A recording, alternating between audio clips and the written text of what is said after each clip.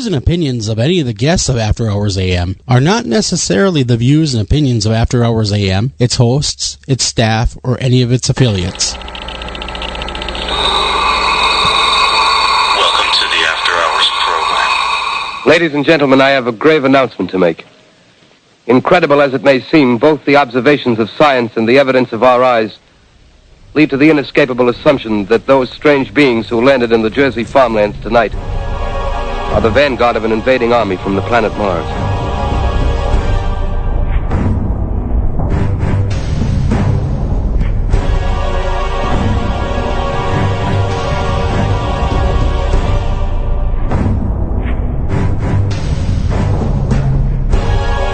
This is the latest disclosure, a report from National Civil Defense Headquarters in Washington. It has been established that persons who have recently died have been returning to life and committing acts of murder.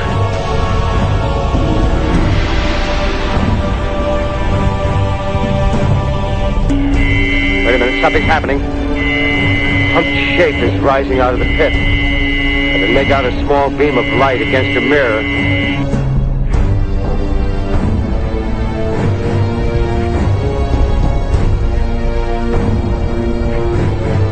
Welcome to After Hours AM Deeper Cuts. Cutting deep into what skews.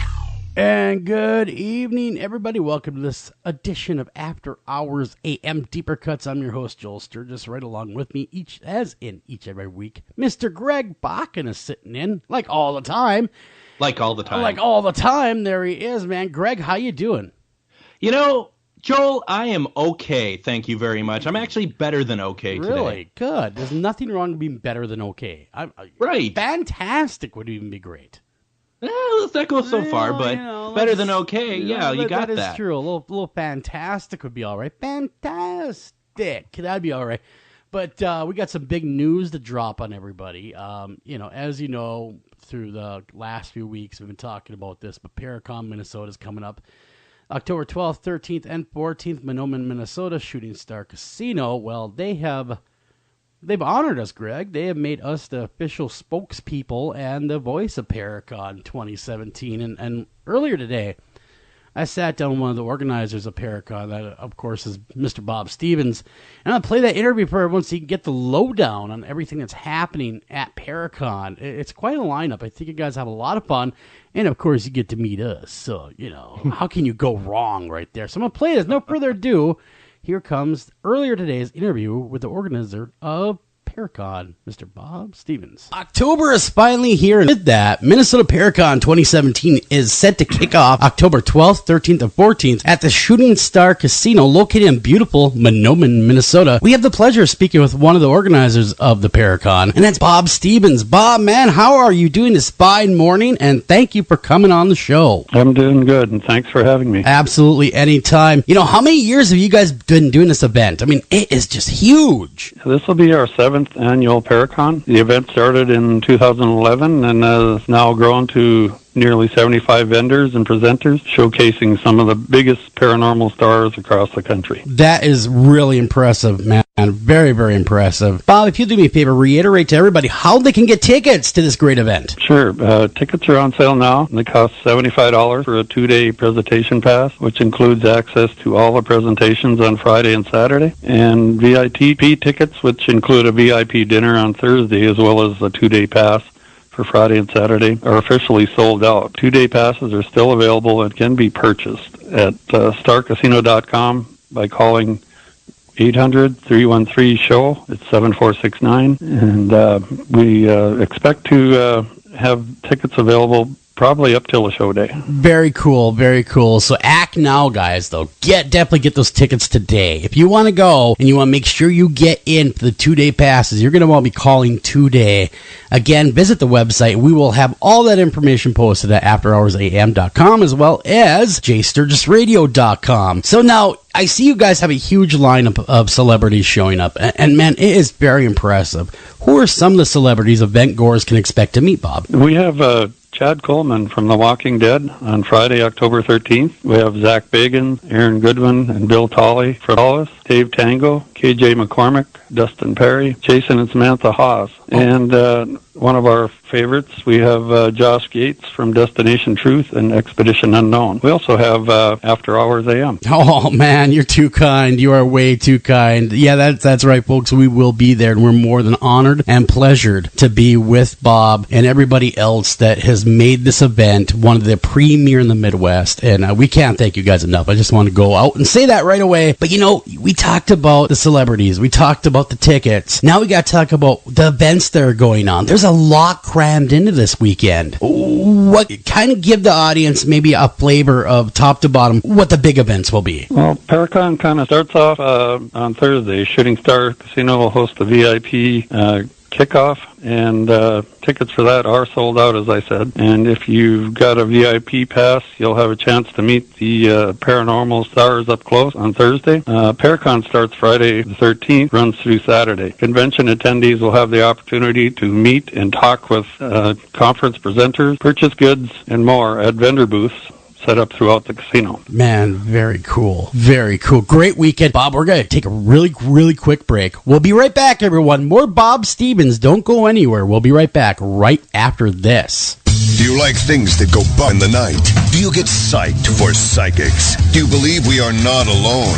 Then look into your crystal ball and see yourself at the 7th Annual Paracon, October 12th through 14th at Shooting Star Casino, Monoman. There'll be more paranormal excitement than ever before with special guests from The Walking Dead, Ghost Adventures, and much more. Shooting Star Casino. Big names, big chills. Visit StarCasino.com for tickets and complete details. And we are back with Mr. Bob Stevens, one of the organizers of Paracon, Minnesota this year. Paracon 2017, believe it or not, the 7th year of this great event, and it's just getting bigger and bigger and bigger. And one of the hallmarks of Paracon, of course, as Bob and I were kind of talking about a little bit earlier, was the vendors. Has the vendors expanded? And the vendors has always been a big draw to Paracon because, it's for the people, by the people kind of event. Tell us a little bit about the vendors. Yeah, absolutely. The vendors are a big part here at this convention.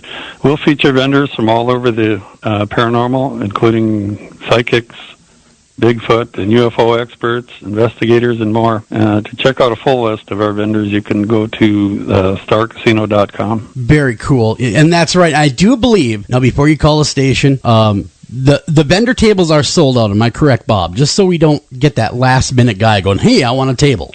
Yeah, we are full for this year. So I know we're looking forward to next year and maybe trying to expand a little more. That is really impressive to have everything sold out. And now, Shooting Star Casino is a wonderful establishment and great people, and really set the bar for events and everything else. But you know what? You guys also work with charities. Can you tell me a little bit, Bob, what charities you guys are working with? Yeah, the Shooting Star Casino is going pink in October. Shooting Star has partnered with Sanford Health for Breast Cancer Awareness Month this October. Every Monday all month long, women will receive a free buffet. We'll also be accepting matching donations in support of the Edith Sanford Breast Foundation throughout the month. Guests are encouraged to place donation in boxes located at Shooting Star Casino. Man, that is really, really good of you guys and good of everybody. And I, for one, am a very big advocate, as Shooting Star is, for the cause and the awareness of breast cancer and all cancers. But, that's really something that hits everyone close to home. So I want to thank the Shooting Star for being a spearhead on this and really setting the example for everybody else. It's something that is really, really near and dear to everyone's heart, and everyone's affected by this disease at some point or another, most of us anyway. Now, Bob, we talked about the Paracon. We talked about everything else. Now, the Shooting Star is truly a year-round destination.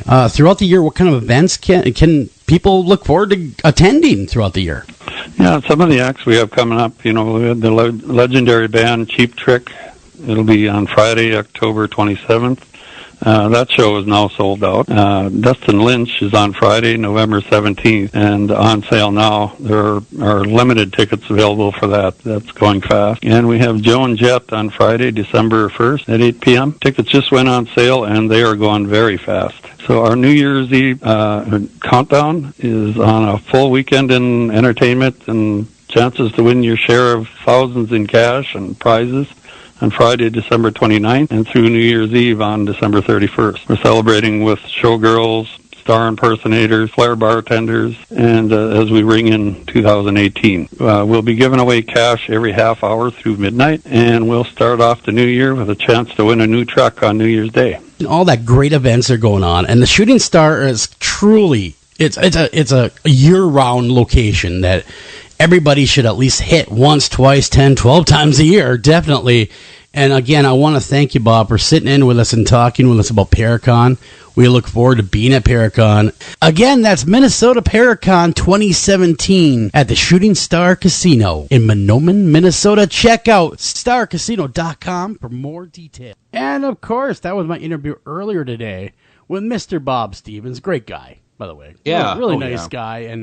And when I talked to them, they're feverishly working on bits and pieces to get it in place for the Paracon. So, and they're really looking forward to having us, Greg. They're looking forward to us being there as well. Now, we got a roll in this year, don't we? What are we doing this year, Greg? That's a little bit different. Well, what we're going to be doing, I think, is, obviously Friday and Saturday, we're going to be doing live remotes from Paracon that you can check out if you get into TuneIn, and you can listen to that stuff streaming live. What's really cool about that is that we're going to get all the big names that are there to talk and interview them. But I think what I'm looking forward to even more, Joel, is that what you and I talked about is trying to get just people to talk to us. Tell us your ghost story. Tell us what's going on with you in the paranormal. We're super interested in knowing all of that stuff. And then also Thursday night, we're going to be cooking up a little something to kind of kick off Paracon, if you will. We're going to have something that, it just after the dinner, for people who are going to the VIP dinner, we're going to have something where we can give some stuff away, have some interactions with the guests and everyone else, and just have a great time and kind of kick this thing off. Because you know what, Paracon's a lot of fun, and what better way to kick it off with just having a fun time right at the start. That's right, and I'm not opposed to you buying me a beer either. So, Greg, just letting you know.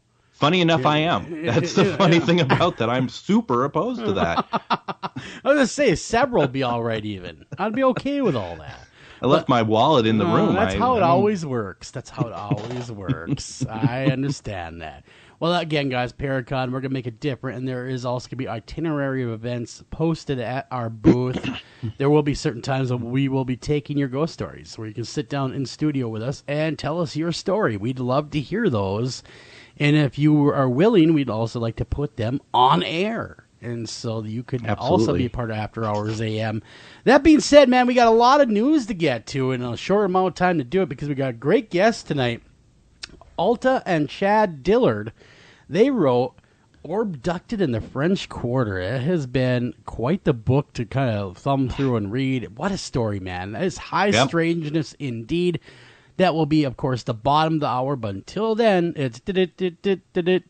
That's my horrible rendition of a news ticker, so go ahead. It's fantastic. Yeah, it's fantastic, actually. Just so tonight, Haunted Headlines is actually because of Alta and Chad, this is a special edition of Alien Haunted Headlines. Ooh. I know, right? This is pretty exciting stuff. So we start off a little political, if you would indulge me for a moment.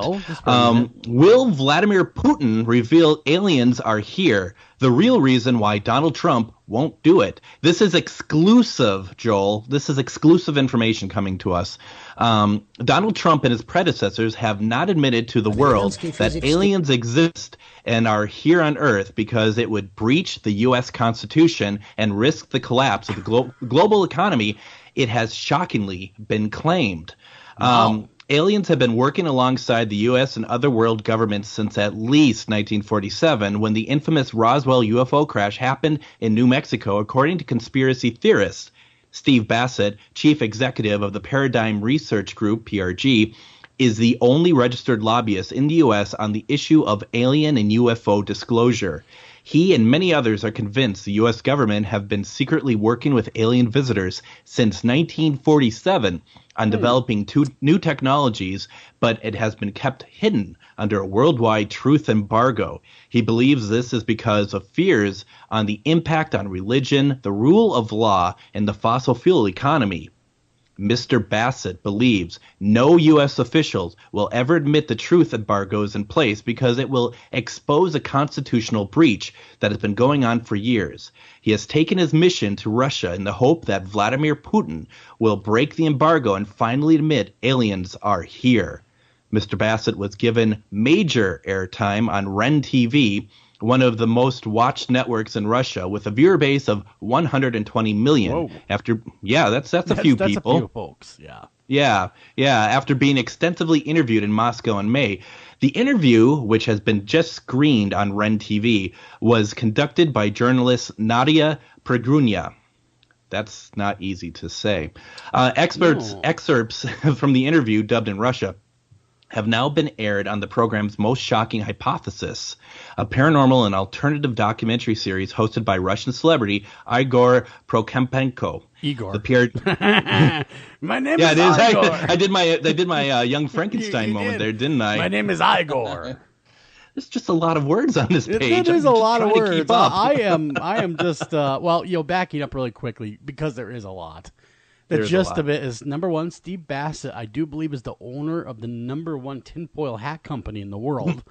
So he has a vested interest in the aliens because, of course, we're all going to need tinfoil hats for them to come out. No, just all joking aside. He brings up a great point. If they did have to say, hey, after all, there are aliens here, that would change everything that we know. I mean, that would change. We'd go from a world that is pretty much a solitary entity to a global I'm not global, but universe-wide marketplace. And we would, not only that, but we'd have to embrace the fact that we're not alone anymore. And there's a lot of people not ready to do that, especially people in power. Yeah, I mean, that's just it, too. It's all a matter of very possibly these people letting go of that power, or what does happen to laws and whatnot when something like this happens. I mean, people get kind of crazy over this stuff and they get frightened, and who knows what kind of downfall of our infrastructure will happen from it. And a lot of people already believe that we're using, as we speak, alien technology, that we are utilizing it as a country. Yeah, absolutely. That they're actually embedded, if you will, in the government. I mean, I only really hear about U.S. government. I mean, you'd possibly presume that it could be all over the world. I mean, Russia seems to be. Why not? Why couldn't it be Russia or China or anywhere? Maybe it's possible. Maybe the aliens love America. I'm sure they do. Maybe they love our Big Macs. They do. Well, you know what? I mean, here's something interesting. So that story, I mean, basically the gist of the story, as you know, is that Mr. Bassett wants to try to talk to Vladimir Putin, and that hasn't happened. So that's really kind of the gist of that story. But you kind of bring up an interesting point. I'm going to switch gears, if I may, do that, real man. fast. Switch those gears. I'm switching them. I am switching them. Alien hunters discover UFO highway across America. And I find this very interesting because it's kind of the same sort of, a theory, if you will, that is kind of in line with leylands and stuff when it comes to spirits and paranormal and energy like that. Sure. A brother and sister alien hunting team have discovered a UFO highway across America along which hundreds of unexplained events have taken place, from cattle mutilations to alien abductions. Chuck Zukowski and Debbie Ziegelmeyer have spent years traveling across the U.S. investigating Gotta love the hundreds pop-up audio on these websites. Go ahead, sir. UFO sightings and other paranormal occurrences. It was during one cattle mutilation investigation that Chuck realized that many of the unexplained events he had looked into had taken place on the 37th latitude. Now, have you ever heard of anything like that before, Joel? No, I have not. I wonder if the UFO superhighway ever has traffic jams. And rest stops. We need those. I think we're about to find out here. He called his sister, who noticed the same thing with her investigations in Missouri, and the pair began researching the phenomenon and discovering that there are clusters of unexplained events taking place across the same latitude line. The pair believe that the 37th latitude line is a kind of UFO paranormal highway along which extraterrestrial craft enter and exit the Earth. Their theory is now the subject of a book called The 37th Parallel, and is about to be made into a Hollywood blockbuster in the next few months. Chuck told The Sun Online, back in 2006, I was looking at my cattle mutilation investigations, as one does. There were huge similarities between them all. Most of them were laying on their right side. They were laying east to west. And then I noticed that lots of them were on the 37th degree latitude. Wow. Huh. Maybe there is something to it after all. Maybe there is. I wonder if the old aliens drive their blinkers still on. And what is old to an alien? You know, what is a lifespan for an alien? Oh, that is true. Well, maybe 32 billion. Hey, I'm 32 billion years old. I was around here and just a shapeless ball. I mean, who knows? I mean, that's the interesting thing. I mean, and do they actually age? Do they get wrinkles? Do they, you know, I mean, it's such an, I mean, I'm hoping someday we find out. You know, I really do. I have no fear unless they come, like, start, like, doing stuff to us. You know you have a fear of the anal probing alien just like I do. Don't even lie. Everyone has that fear. Like I said, when they come and start doing stuff to you, yeah. But if they came in peace, we all got along, because the human race is an amiable race that I'm sure they would get along with change very well. Sure, so I don't see any problem whatsoever with something new entering into our world. Judging the way we've treated each other, it'd be wonderful for them to show up. They would love it here, along, you know, as long as it can duck and cover. They'd be treated with respect and equality. Yeah, they'd be treated as something, but maybe not respect and equality per se. But yes, I hear you. Oh, where are we going next, man? Why don't we go over to, if you believe in aliens, and even if you don't, here's why you should visit Roswell. Have you ever been to Roswell? You know, I never have. Have you? No, I never haven't. Stopped in. I have not. I passed right by it a couple times. And yeah, I think I did once too. Yeah, I thought about stopping in and stuff like that, but I don't know. I don't know. I something kept me away. I don't know what it was. Is it the cheesiness of the UFO stuff at Roswell? Because that would keep me away. Yeah, I think it was the cheesiness, and I'm loving this website. Find someone to your taste. Start now, it says. Well, look at that. It's a Russian dating site. What site are you on? Oh, well, it's a scientist one. It just caught my eye. It's one of the side things, you know. So anyhow, let's go back to what we're doing. Sorry. Natasha grabbed my eye there for a second. She sure did. She came in and said, "Have you found moose?" And I said, "No, I haven't." So lights flash, aliens speak, and flying saucers take a foggy spin as adults and kids stand transfixed at the extraterrestrial experience, wondering if this is what happened here 70 years ago. On that famous day in summer of 1947, an alien spaceship reportedly crashed near Roswell, New Mexico. Known as the Roswell Incident, that mystery is why the International UFO Museum and Research Center is here, where folks can see a spooky spacecraft take off and a scary alien autopsy. Whatever. Wow. All right, then. It is why Roswell street lamps have alien faces on them, why El Toro Bravo Bakery bakes green alien cookies, the local mailbox resembles a space robot, souvenir shops such as Alien Zone and Roswell Landing specialize in UFO-related merchandise, the visitor center has an alien photo spot, the local McDonald's is shaped like a flying saucer, and the City of UFO Festival, and it has the city has a UFO festival every year, and this is why Greg does not go to Roswell. Well, how big is Roswell? Let's find out. Let's find out how big it is. If I remember right, it wasn't very big when I was driving that way. Do so, and I'll keep reading. If you wouldn't mind doing so, then we can converge, if you will, our stories. Yeah, definitely. Go ahead. Keep It going. is also why so many people come to Roswell to find out for themselves what happened, and the city of Roswell has been wise enough to embrace and celebrate that legendary UFO connection because it makes them a lot of money. Okay, it doesn't say that, but it does. It is true. Hey, I was wrong. Roswell has 48,411 people in it. That's a big city. I mean, that's a medium-sized town. That's not bad, is it? That's not bad at all. That's pretty damn good. So yeah. They're decently sized. And wow, it looks like a really pretty city. So if you are not into aliens, but you want to check out a cool looking city, they have a history about the Roswell flood. There's even some ghosts in Roswell. Oh, look at that. There's some ghost lore to go with it, especially with their old houses, stuff like that. So yeah. I might have to meander down to Roswell. I would say I'd take my spaceship, but that was taken away. So, So something for everyone is what you're saying. Yeah, that's what I'm saying. Bring the kids, bring grandma, bring whoever you want. Maybe they'll get probed.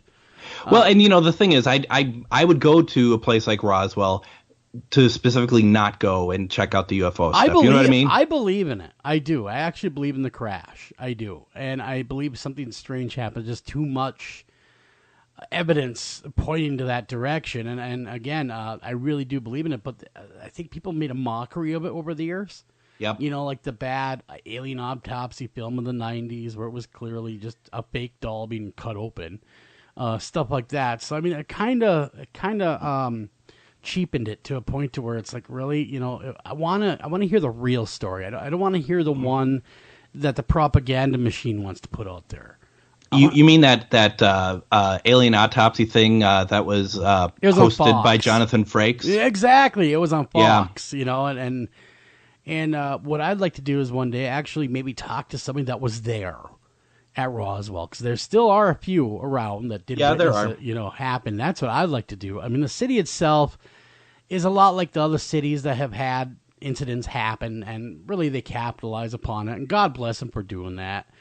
But really, at the same time, I want to see the real deal. I want to hear from the horse's mouth, so to speak, as close as to possible, to really get a good idea of what happened in the desert then. I will tell you, and going back to that special, I was hit hook, line, and sinker on that thing. I'm not going to lie to you. I'm like Fox Mulder. I wanted to believe. I really wanted to believe. So did I. And then when it came out fake, it crushed me. I moped around forever about that. And that was only like 3 years ago I found out it was fake.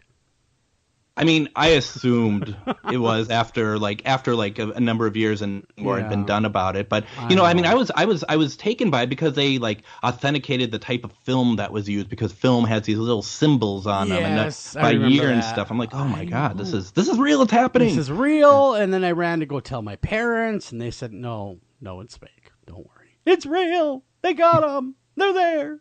Let's go to Roswell. No, not happening. And so really it had me too. You weren't the only one. I think most of us, if we fell for it, we really did. But did it get Jonathan Frakes? That's the real question. It might have. I don't know. Why? The host. Yeah, he hadn't been known. Yeah, Frakes. Never mind.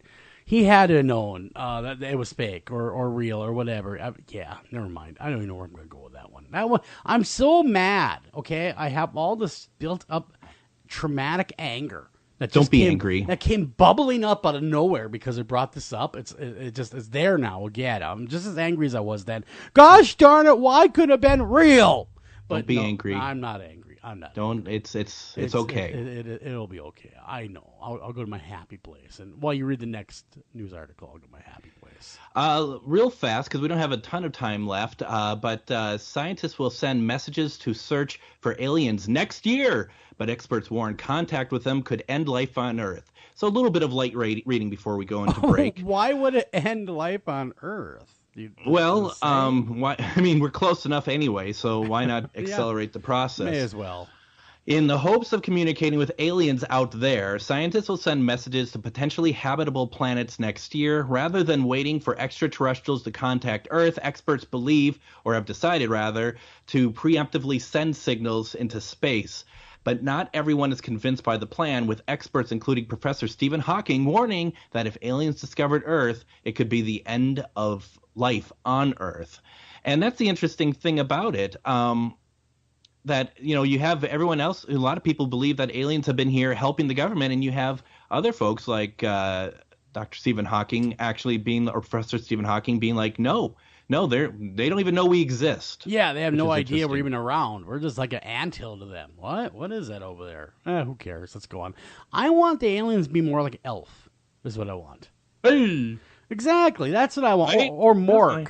Or Mork. Nano. I want that to happen. I really do. I want them to be cool, and I want them to entertain us. Just so you know, Lucianne Walkowicz, an astrophysicist of the Adler Planetarium in Chicago, told NBC News earlier this year that making contact could be catastrophic for the human race. And there's a possibility that if we actively message with the intention of getting attention, intelligent civilization, the civilization we contact would not necessarily have our best interests in mind. So just be careful of that, Joel. They may kill us. They might come after you. They may come after us, and they would pull us off the air and make us wear hats, tinfoil variety. That's what they do. We'd have to hide. Or take revenge for the alien autopsy that we filmed. Yes. We're taking revenge for bad filmmaking everywhere. Ah! And then they yell a battle cry, and that would be it for us. It would be, cut to black, cut to darkness, done for. All because of one bad film. All right, we got to get out of here, and when we come back, we're going to be talking about high strangeness, ORBDUCTED in the French Quarter with Alta and Chad Dillard. Don't go anywhere. We'll be right back right after this.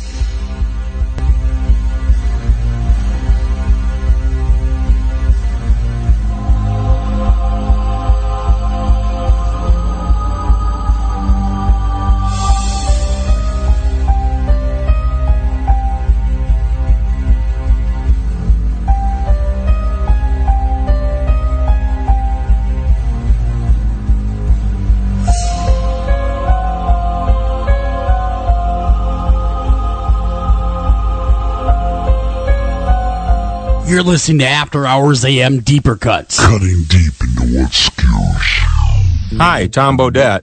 If pop culture is to be believed, roughly 40% of all people are actually vampires, or dating one. Well, undead or not, you can always save on a clean, comfortable room at Motel 6, even if you sleep during the day because direct sunlight turns you into a pile of sparkly coffee grounds. Speaking of which, we have free coffee every morning. You day sleepers may want to go for the decaf. I'm Tom Bodette, and we'll leave the light on for you. Book online at motel6.com. Hi, I'm Kip Parker. And I'm Charlie Parker. And we're the Parker Brothers. Hey, Charlie, what's missing from our game catalog? I don't know, Kip. Tell me. Well, you can't talk to the dead. You sure as hell can. That's why we got this brand new game called Ouija. Ouija? What? Break that down for me. That's Wii, because you're having a great time. And G, it's because G, aren't you having a blast, because you're having a good time with the Wii. It looks like it smelled like a Chinaman got caught in there. Don't question it. Well, Ouija, Kip, tell me about it. Well, inside the package comes a flat board with all the letters of the alphabet, numbers from 0 to 9, and a yes-no written out by itself. Well, that sounds like a lot of stuff going on. It's got a lot of stuff going on indeed, Charlie. It also comes with this planchette, which hovers over the letters the dead are trying to tell you. Well, how does that work, Chip? Well, you ask the question, and then the dead move your hands in the direction of the answers. That sounds like a heck of a way to find Grandpa's slave money. Turns out it was in the attic. But the questions don't have to be as serious as slavery. You can also find out if Sally's got a crush on you. The dead like to answer all sorts of trivial questions. Feels like they'd have better things to do with their time, Kip. No, lost souls are lost forever, and they're really glad to help. Well, gee, Kip, can't you just get any sort of board with numbers and letters and talk to the dead? The dead prefer quality like anybody else. Quality you can only find at Parker and Parker. The Ouija board, brought to you by the Parker Brothers, available in both white and colored walworts. Separate but equal savings. Author Steve Asher brings us Hauntings of Trilogy. Steve's first book, Hauntings of the Kentucky State Penitentiary. This first installment of the trilogy tells us the tale of the Kentucky State Penitentiary and why it's so haunted. With every turn of the page will be something new and terrifying. Pick up Steve's new book, Hauntings of the Kentucky State Penitentiary, at Amazon.com, Barnes & Noble, and all better bookstores everywhere. Taking a family of 5 to the amusement park can cost a small fortune. Oh, yeah. So to save some money, we thought, hey, let's bring the amusement park to us. Yeah. Go ahead. All right. Step right up, young man. Are you ready to ride the wacky waterfall? That's just the bathtub with the shower head running. Nope, it's the wacky waterfall. It's a shower, Dad. Waterfall. Wacky. There's an easier way to save. To get a free rate quote, go to Geico.com. Then buy online, over the phone, or at your local Geico office. You were dead! I saw you die! I was faking. I used ninja focus to slow my heart rate down. What are you doing? I'm burying you. I'm alive! I'm alive! You're waking the neighbors! No. Shut up! No! Now I'm gonna play your drum set. Welcome to After Hours AM Deeper Cuts. Cutting deep into what skews.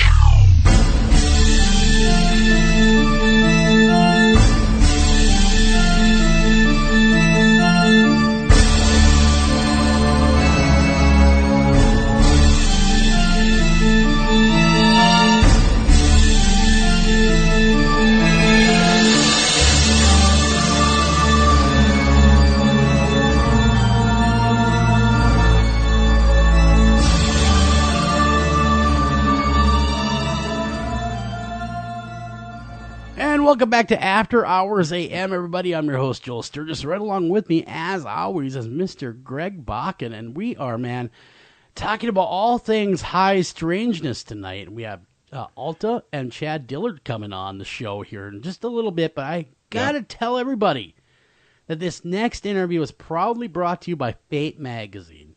Now, Fate Magazine has been an institution in the paranormal since the 1940s, has been in circulation ever since then. Think about that for a second. Think about that, Greg. That many issues out there. It's unreal. You can get issues from the 1950s from Fate, all the way up to the 40s from Fate Magazine. If there was ever, let's just say you wanted to read more about Roswell, well, they covered it while it was happening. So you can actually get the Fate Magazine edition of the Roswell incident. So again, that's just fatemag.com. Check it out. Subscribe and get in the know on the paranormal. Now, we have a great guest, or two of them rather, Chad and Alta, are coming on, Dillard, and they wrote one of the coolest books I've read in a long time. Just really, it's a mind twister, guys. And that, of course, is Abducted in the French Quarter. And I didn't know what to expect cracking the book. And I'm just going to let them talk here in a minute, but it is truly high strangeness.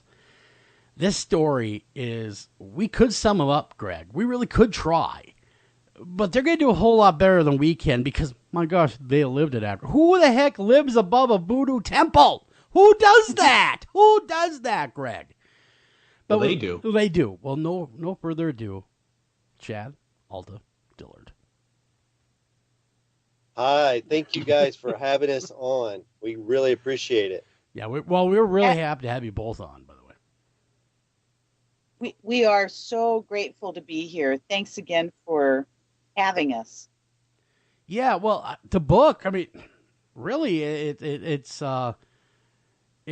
really a no-nonsense account of high strangeness, as you said in the book. And Alta, you have some strange early childhood memories that really kind of caught me off guard while I was reading about it.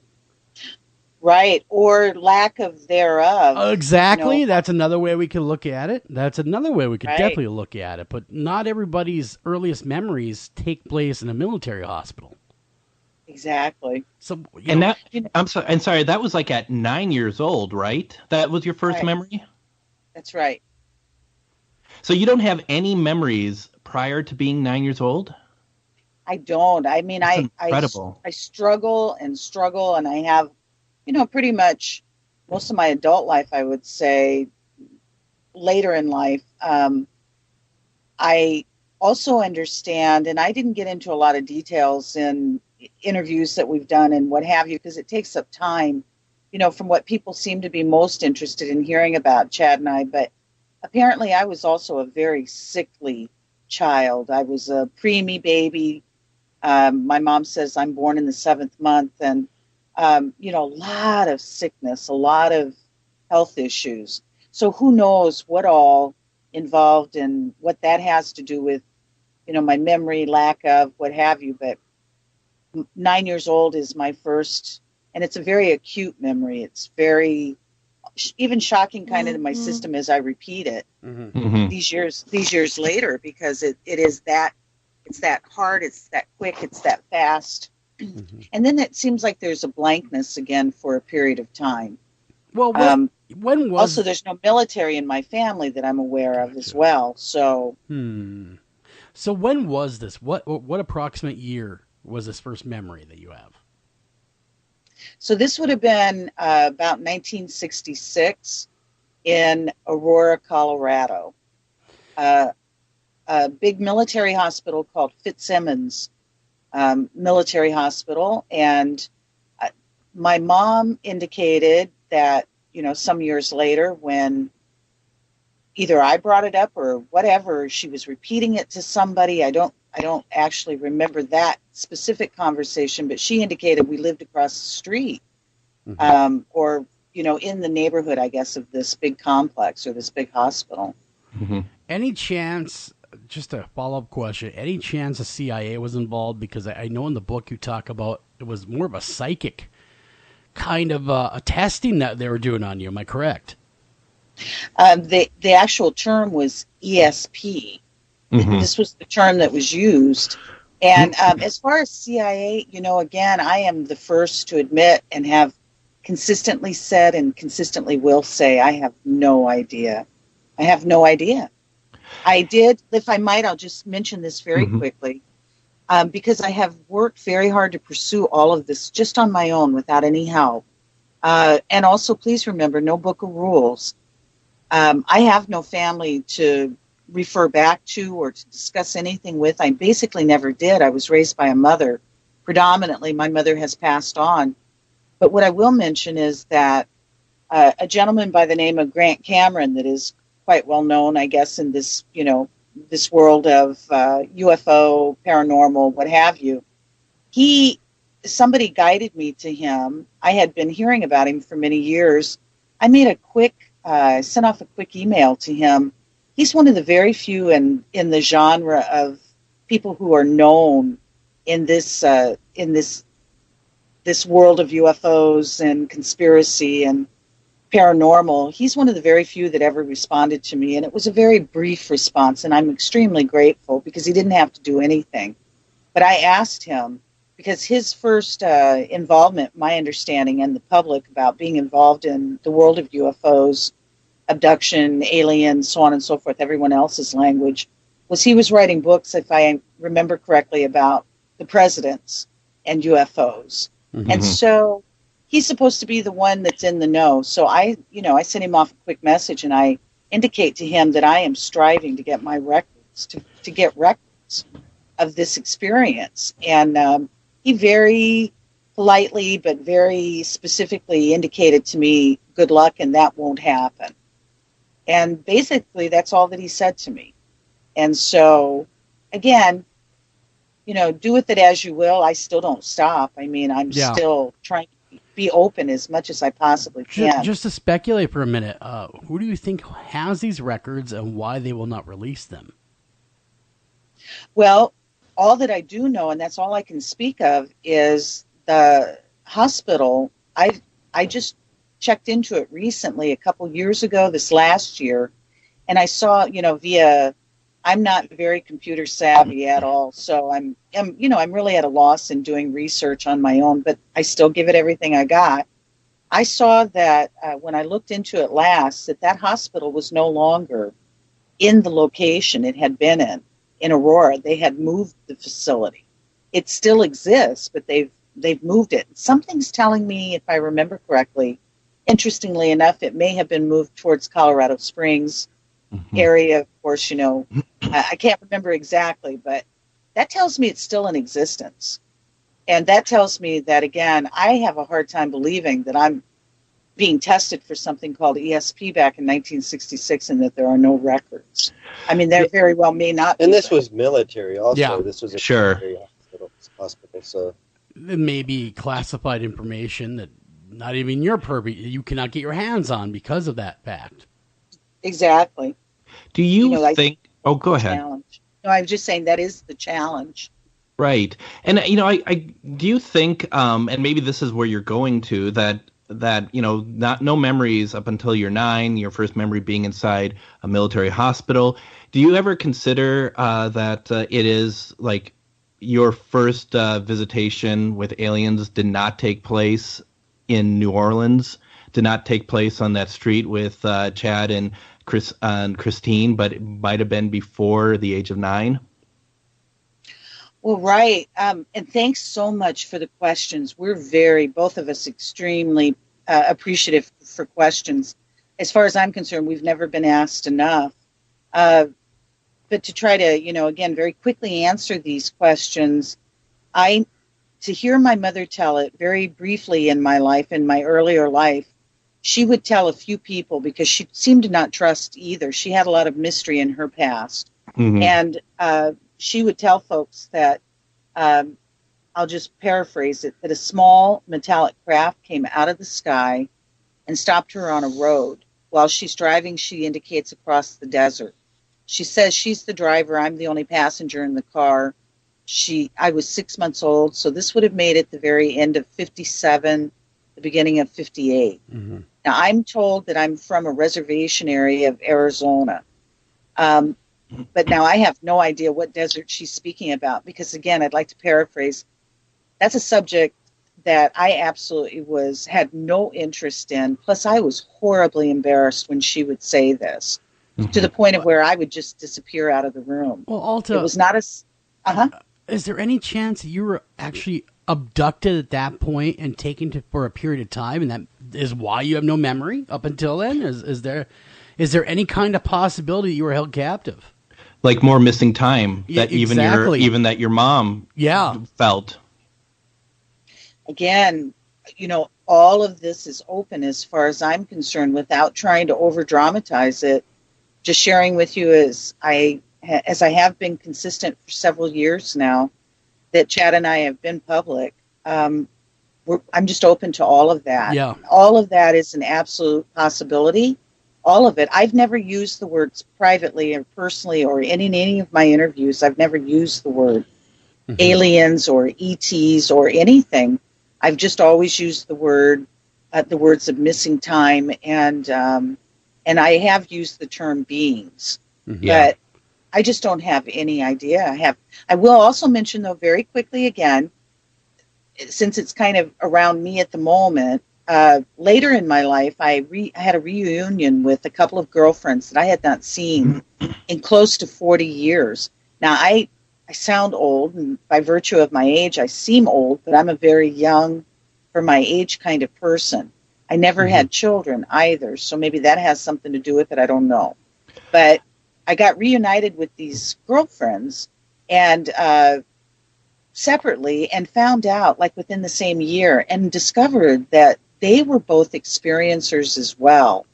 With one indicates actually seeing a UFO come down onto the road, and kind of the same kind of interesting language my mother had used, and then the other girlfriend indicates that she has very clear memory of being with myself, my mother, and my stepfather back when we're teenagers. So this would have made it in the 70s. And we're on a summer trip. She has been given permission to go. We lived in the Midwest at the time. This trip was to take us to drive from the Midwest to Arizona, California, and then back across the United States, back to the Midwest again.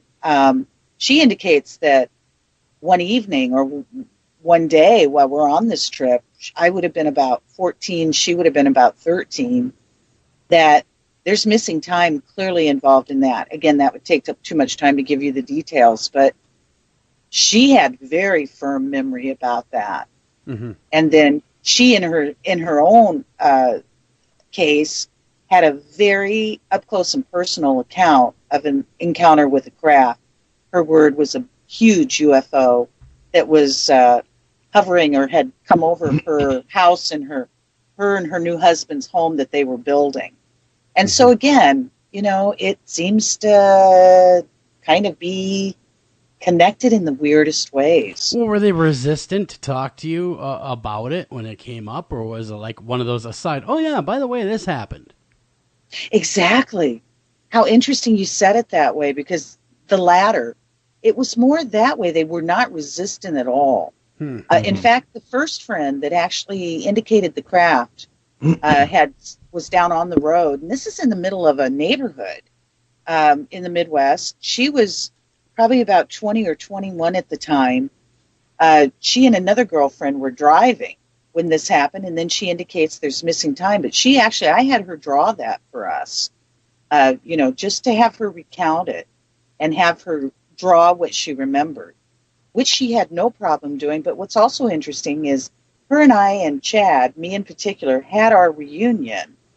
She drove from the state that I used to live in the Midwest. This was in Iowa. She drove up to up to Wisconsin. Chad and I were attending a very, very small the Sci-Fi Cafe. What is it, Chad? The Sci-Fi Cafe. Mary Sutherland's old place. Oh, sure. Yeah, Mary Sutherland. Yep. Right. So Mary Sutherland was having this gathering, and we decided to vendor for it and attend, because this is where Friedman was. This is where Schmidt was. This is where Daryl Sims, this collection of Kathleen Martin, this collection of folks. Well, my friend discovered, we were going to be at this, and she just was beside herself. So she drove, not only for us to have our reunion, but she was very interested in all of this on a very personal level. So I got to ask, Alta, are you so heavy into this because you're looking for your own answers, or is it purely an interest, or is it a little bit of both? Oh, it's always been and stays consistent for my own answers. Yeah, because I'd be right and there Chad, with you. Chad guys, and myself, yeah, and our friend that was experiencing that particular night. And of course, we'll get to Chad because he's got his own strangeness oh, as boy. well. Yeah. And just kind of wanted to set the table here because, a lot of people I met over the years that interviewed, they're interested in UFOs, especially ufology. It seems that ufology, or more than anything else, is because a lot of them saw something. A lot of people I'll talk to, I saw this. I've seen the UFO personally as well. And I'm like, what the hell is that thing? And it leaves you going, wow, that is really, really strange. And then you kind of go about your day. But what's weird is my friend and I, we saw one above Lake Superior. And we didn't talk about it right away. It was like, for whatever reason, we didn't converse about it right away. It took a while before someone was like, hey, remember that thing we saw that time? That's when we talked about it. You would have thought it would have been all over our minds as soon as we saw it, but it was really weird. It wasn't. Well, that's what happened with Chad and I. In 1995, we had this, my term, because my brain exploded and I went into pure shock. But what I remember was very quickly seeing the sky was filled with something that shouldn't nor couldn't be there. It was too big. It filled the sky. As soon as my eyes saw that, I turned away from it. I'm staring, my head flipped sideways faster than I can say the words. And I stared at Chad in it's hard to shock me silent, as you can tell, but it absolutely shocked me silent. Mm-hmm. And I just stared at him, being convinced that that was not there and it couldn't be there and that doesn't exist. Mm-hmm. And then Chad could certainly share with you what we saw because he took it in. But I'll just mention, after this event, that first event, we never spoke about it. Never. That's so strange. We were it was a non-event as far as we were concerned. It was only because other people saw it and called it in and reported it. We were forced to have to take note of it. But even then, we refused to speak about something that Chad identifies as battleship size or larger. I call it a floating city, whatever you want to call it. Ooh, that's huge. It's huge. Was that the one over the Walmart? Or that's right. Okay, the supersized Walmart. Sure, you might add, and a dwarf and Walmart lot, and neighborhood. Can I ask a quick question? And I'm going to backtrack a little bit because I found this very interesting that you don't use the term aliens or extraterrestrials. You're calling them beings. What does that mean in the sense of, do you accept the fact that it might not be from out of this earth? It might be actually like humans, or is that just a preference that you're putting towards that naming? Well, right. In my case, again, I'm the only one that it would seem out of the three of that 97 event that the small book has been basically kind of written around. I seem to be the only one out of the three of us that was returned with memory of what we call the in-between. So in my memory, without giving you all those details, because, I realize again, time and you... And there's a book to sell. Voice, because he's so good. Well, no, we don't think of that way at all. We're, this is the whole purpose of this, because we never intended to be public, first of all, and we never intended to write a book, secondly. This has all come after the fact because nobody will help us. Yeah. And so I've just stayed focused, and, we were told we had people thought interesting experiences and that we should write this. So we finally did. But what I wanted to mention to you is that in my memory, in my experience, I don't know ever, and still to this day, am I in the distant future of this planet? Am I in the distant past of this planet? Or am I on another planet? Or is there something completely different going on? Yeah, I mean, good point. Good. I mean, how would you know after possibly being abducted, having missing time, seeing strange things that you and Chad don't talk about right away? Chad, man, what was it like to see the ginormous ship over the Walmart? I mean, that must have been awe-inspiring. Oh, yeah. I mean, like Alta says, our brain exploded. It was just, it was moving so slow and it was so big and it was just, I mean, it was right there. It was, it wasn't hundreds of thousands of feet in the sky. It was, 1,000, maybe 2,000 feet in the sky, it's close. And at least I hope so, because it was so huge. I mean, it took up the whole, sky, and your brain explodes, and you can't, you just can't process it. I was gonna say, I imagine it's such a pivotal moment where you're looking at this thing along with everybody else, and it's like as if everybody goes back to their normal existence. It's like, oh, that was great, and they go walk and they're just doing their thing, and it doesn't even hit their minds. Oh my God, I just saw a UFO. Right. I mean, this thing was so big, and the thing about it, there weren't people pulling over to the side of the road or anything like that. There was no chaos, nobody pointing up into the sky, because we were driving at the time. So, we were moving down the road. Sure. So, for something that big, and for people not to just, unless they, not everybody saw it, or was able to see it, so. It's interesting you bring this up. We have about 3.5 minutes before we go to break. We had Andrea Perrin on the show a while back, and she had kind of mentioned that not everyone can see the UFOs, that they're flying around all the time, that not everyone can. It's almost like a veil that's lifted, that they have, and it's like it'd be lifted for them to be able to see it. Do either of you two have any sort of belief in that sort of theory? Yeah, I believe that it's possible. I don't see why not. Kind of. Well, I would just second that with, I'm open to all. Yeah. It frustrates people because I have no answers, but I don't. I'm so open. My brain has been forced to expand much bigger, I think, than most, because, it's just, I haven't had a choice. Well, it makes you wonder how these beings are hiding in plain sight the way they are.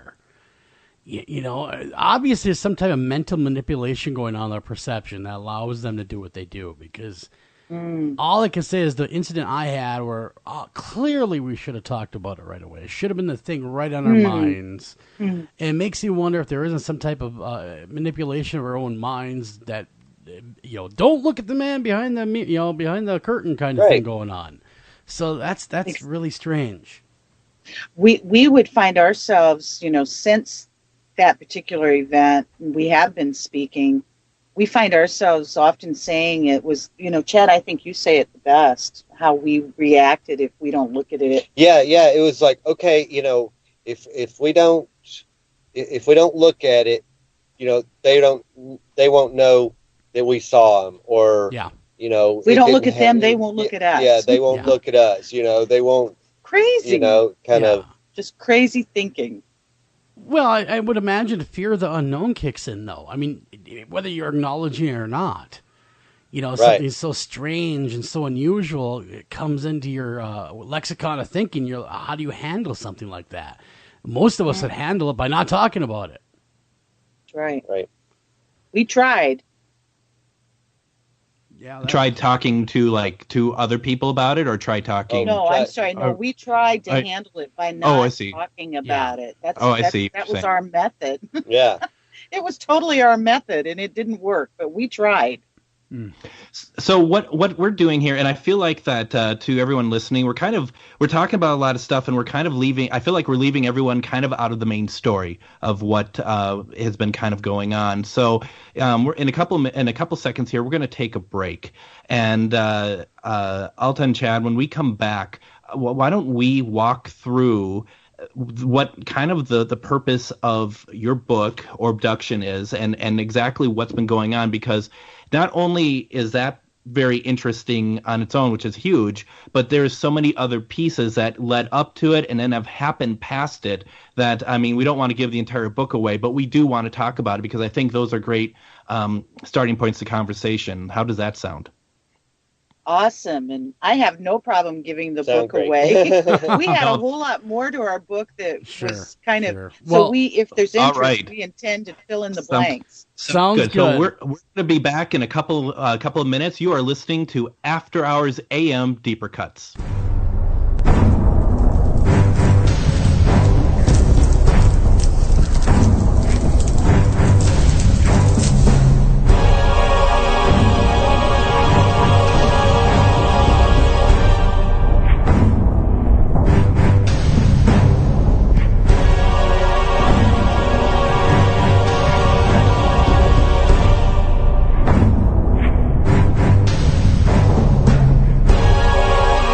You're listening to After Hours AM Deeper Cuts. Cutting deep into what skews.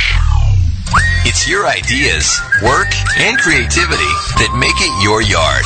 At ACE, we're here to help with hoses and sprinklers to nurture growth, gardening tools for the shape of good things to come, even the right fertilizer and bug killers to make the grass a little greener. You'll find it all now at ACE, your place, with everything you need for your yard, plus helpful advice, almost like we're right there. ACE, the helpful place. This is Jen McGowan, founder of Wayward Souls Promotions, a company dedicated to helping individuals, teams, radio shows, and others that are seeking exposure for their individual events, conventions, and shows. We offer a wide variety of advertising, such as web-based article, social media posts, podcast advertisement, and so on. Contact us at paranormalpromotion@gmail.com, visit us on Facebook at Wayward Souls Promotions, and visit our website at www.waywardsoulspromotions.com. You're listening to After Hours AM Deeper Cuts. Cutting deep into what skews.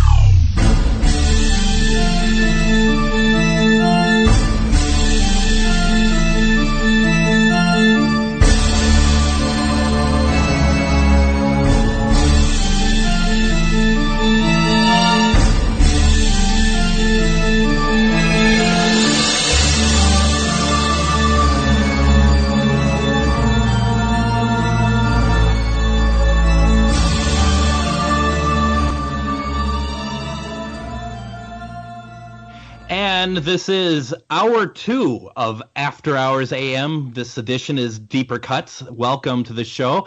Along with me is the always sultry co-host, Joel Sturgis. Oh. And you know how that goes. Every week, something new with Mr. Joel. How are you doing? Hey, I'm doing all right. I'm really enjoying talking with Chad, talking with Alta about this high strangeness, man. I can't wrap my mind around it, but we do continue here. And we'll get deeper into the book. And they wrote a great book, and that, of course, is ORBDUCTED in the French Quarter. But Mr. Greg, take her away, man. I know you got some killer questions right at the top. Well, what we wanted to do is, because we felt like the first half hour, we're just kind of all talking about all these cool ideas with UFOs and beings and all sorts of things. But we wanted to kind of let everyone in to know what this book, ORBDUCTED in the French Quarter, is all about. And the book, from the back cover, is in 1997. Chad, Alta, and Christine were taken from the corner of Frenchman Street and Decatur in the French Quarter. They call this the night of missing time, where the three have shared their own individual experiences. Everything from Chad's blue being encounter, Alta's blonde female being, and the unknown object found in the arm. Their story will take your breath away. It's a very interesting story. And Alta and Chad, we would be very, very honored if you could kind of walk us through basically what led up to that night and what happened that night. or as best as you can, because you don't actually know everything. Yeah. I'll frame this for us and then hand this off to Chad. We have our first experience, as we mentioned, in 1995 in an area just outside of Hammond, Louisiana, about an hour outside of the French Quarter. Very shortly after we have that encounter, we make the decision with a lot of, please remember, we were extremely naive in making this decision to move to the French Quarter. We were not prepared, once we did this, for the cost, for the expense to live there. When we got there, I'd like to also mention, Chad and I married in 1991. We've never had children, so we've lived a very spontaneous life, making a lot of probably crazy decisions because it was just him and I. So we moved to the French Quarter, and again, due to lack of funds, what is available to us is a small apartment above what is known as the original Voodoo Temple. Well, that's a world neither one of us are familiar with, and I'm raised mixed native with all of my traditional regalia I've had all my life, and I'm somewhat raised of that culture. So that's enough for me. I don't really need much more.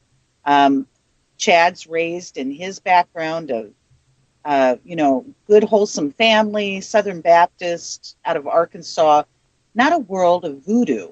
Neither one of us are involved in, nor do we have really any interest in. Mm-hmm. Well, that was a whole nother can of worms, because from the moment we move into this apartment, the high strangeness, I borrowed that term many years ago, and I have used it consistently because to me it just pretty much kind of encompasses what all of this weirdness seems to be about, because I don't have any answers. But from the moment we move into that apartment, we discover very quickly I'm having a night of, or an afternoon of, in one particular event, what I call a time slip. Mm-hmm. A Virgin Mary-like apparition or connection, humanoid, and then 3 females that felt and looked like they may have been slaves from back in the day when part of that Voodoo Temple complex was slave quarters from the early 1800s. I believe the complex was built, they said, in 1829. So I'm having that kind of experience. I'm having poltergeisty and ghosty experiences. Man. Chad, we'll have Chad share with you. He had a up close and very personal experience with an apparition. Yeah, this was probably within the first week we had moved into the apartment. We're laying there in bed, we're sleeping, and it kept feeling like something was crawling across my chest. So I'd go up and I'd scratch, and again, I'd wake up and scratch, and always in the same exact spot. Well, when I got up the next morning, I had dug a couple of layers of skin off, where I was thinking something was crawling on me. And, thinking about it, if it was something crawling on me, it wouldn't be in the same exact spot. It'd be, all over different places. So I go on to work. I was working in the French Quarter at the time. So I go on to work, and I'm doing my shift. And throughout the day, this vision, this memory starts coming back to me as, and I'm laying there in bed, and I remember this apparition, I guess you want to call it, or there's this very small stature, kind of very African-y looking black man, and he was floating kind of horizontal up above me, You don't see that every day, Chad. You don't see that every day. Right. Mm-hmm. And I could only see him from his waist up. From his waist down was kind of a misty, kind of cloudy kind of thing. And he had no shirt on. He had some, little African-y beads. And as I was laying there, he would take his finger and tickle me right there on my rib, right there above my heart, kind of around my heart. My gosh. And I'd go up and scratch, and and again, this happened 3 or 4 times throughout the night.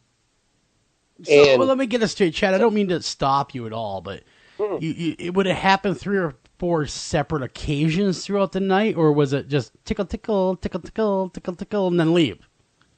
Right. Well, it was a tickle, tickle, and then I'd wake up, scratch, he would dissipate, and then I'd go back to sleep, and then, a little bit, a few minutes later or hour later or whatever, it would happen again. Now, was there any point, though, Chad? Again, I don't mean to interrupt you. That you said, hey, cut this crap out, man. I'm trying to sleep.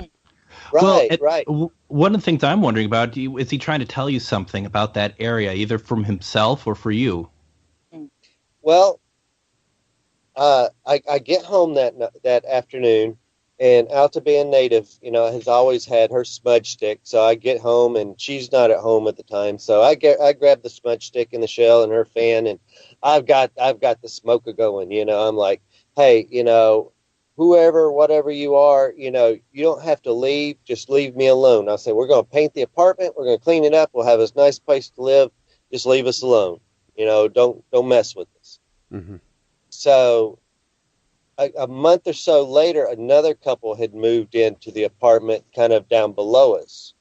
And they had been married by the voodoo priest who had recently died before we had moved in. And they start showing me their wedding pictures. And they said, hey, and here's a picture of priest such and such. I can't remember his name. And I take the picture and I'm like, hey, this is, and I told them the story that I just told you guys.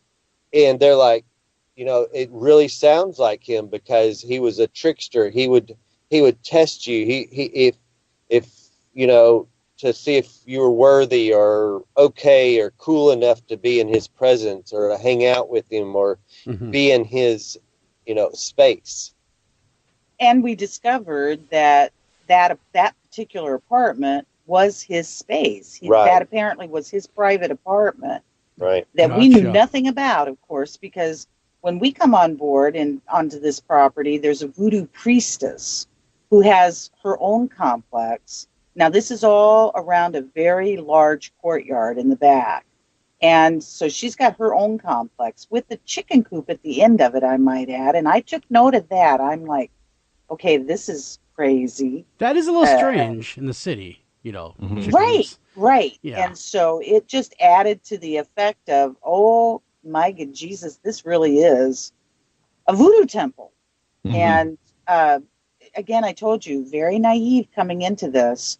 And so, we're discovering that was his particular apartment, his own private residence. And we, of course, didn't know any of this. We didn't know nothing moving into this experience. So we had a lot of this kind of very different types of anomalous experiences. Now, we'll also mention to you that Nick Groff of I call them the Ghosty Boys. You'll forgive me. I can't remember the names of these shows. Yeah. Zach Bagan and that little crew. Well, Nick Groff, I think that's his name. I'm sure you're all aware, maybe he has broken away from that, started his own thing, I think maybe a couple of times, but in particular, he did a show with some female, I think she's a psychic or what have you, where they actually, was it just last year, Chad? Maybe just this last year or so. You can YouTube it. It's called Paranormal Lockdown. They actually chose to stay in our apartment. Oh, wow. And they filmed, because 10 years after Chad and I lived there, now again, we'll get back to the 97 event, the ORBDUCTED, but just to frame this off for you, 10 years after Chad and I leave there, a young couple, this would have been for Katrina, a young couple lived in that apartment known as Zach and Addie. They're becoming quite famous, I'm understanding, by virtue of what happened. He ended up killing her in that apartment, and then he cut her up into pieces. Then he committed suicide, and when the detectives or whatever got to our apartment, that apartment, they found all kinds of graffiti and insanity all over the walls, and they found her body parts cooking on the stove, in the oven, and in the refrigerator. Mm-hmm. That was 10 years after we lived there. Mm-hmm. Now, I believe they call that particular show Rampart Murder House. Or the Rampart Murder House. Okay. And then now you fast forward 10 years later, this last year, Chad and I have just returned to the New Orleans area after being gone since 2001. We chose to return just this last year, just in time for that voodoo temple to burn down, for that apartment to completely be destroyed. So just to back up a second now, the next inhabitants of your apartment, he murders his girlfriend and commits suicide. Now, when you guys lived there at all, aside from the medicine man, we'll call him, that was bothering Chad, was there any signs of oppression or violence, or did you guys feel like, at each other's throats more than normal? Was there anything like that going on when you lived there? Well, I was kind of thinking about it this last month or so ago. Alta, had her experience, and in her experience with this Madonna-type apparition, she pulled Alta in and said, "You must get stable." And then in my experience, with this priest or whatever, if that's what he was, when I went on and confronted him and said, "Okay, hey, you can't hurt me. You can't, you have to either leave me alone or go away."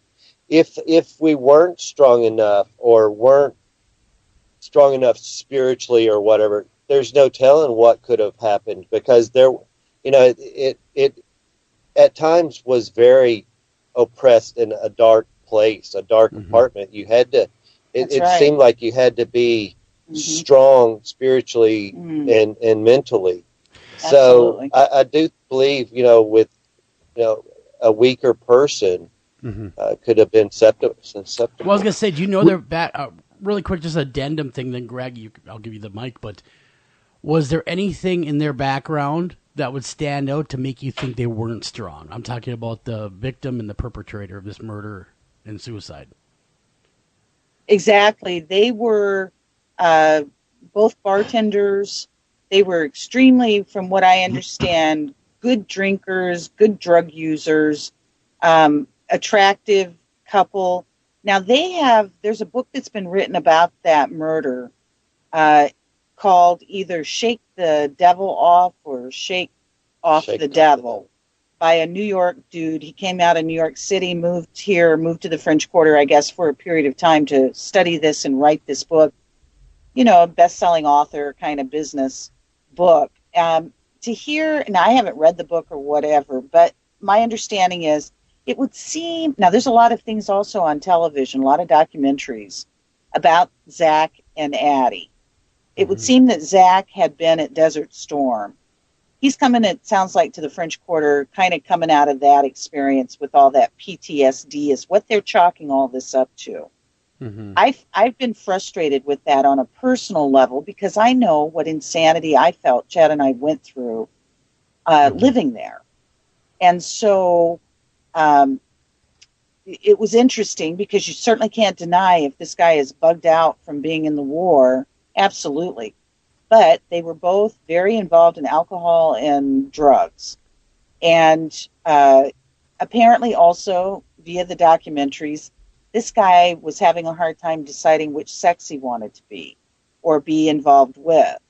And so that, you start throwing in all these issues. They were really enjoying being during Katrina and when everything was kind of, the grid was down or whatever, they were loving it because they had all this celebrityism. They were helping people, they were off, it was kind of off the grid at the drinking moment, for free, drugging having for fun, free, eating for free, and helping a lot of people. Right. And when the lights came on, their world just kind of decided to crumble. Their world they're no longer crumbling, celebrities. So. They're no longer angels of mercy at that moment anymore. They were and thrown back they had to go back to their jobs. And, Sure. And I'd also like to mention my understanding as well is it would appear that, and this just freaks me out more. I mean, the whole thing is just such insanity. But the fact is it would appear that he killed her,